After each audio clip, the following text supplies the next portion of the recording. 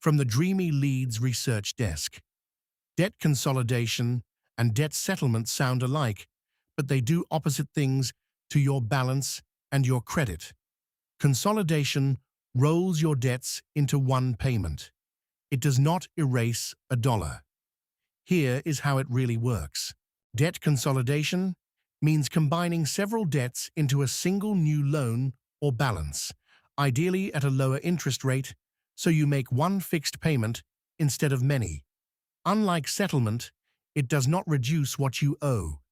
It reorganizes it to be cheaper and simpler to manage.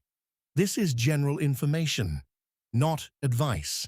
Because you are qualifying for a new loan, consolidation usually needs a credit score around 640 or higher to land a rate low enough to be worth it. Consolidation works best on high-rate, unsecured debt, especially credit cards. In Florida, the average household carries about $7,000 on cards, the kind of balance it folds into one payment. Here is the key difference.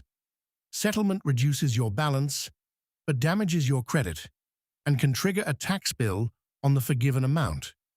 Consolidation keeps the full balance, but with a lower rate and one payment, can actually protect your credit if you keep up.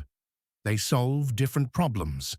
Against a total household debt load of about $89,200 in Florida, consolidation fits someone with steady income and good enough credit who is juggling multiple high-rate payments.